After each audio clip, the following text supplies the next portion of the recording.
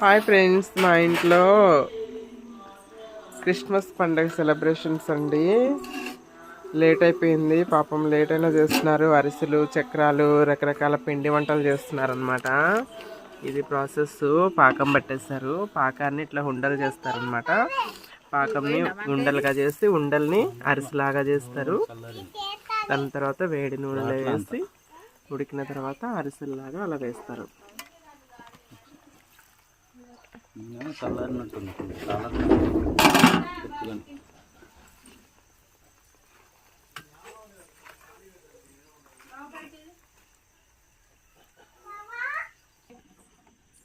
ఇప్పుడంటే చిన్నతనంలో పెద్ద చిట్టి చూడు, చిన్నప్పుడు ముద్దు ముద్దుగా ఉందని మధు పిలిచిందంటే ఇప్పుడు కూడా చిట్టి అనే పిలుస్తుంది.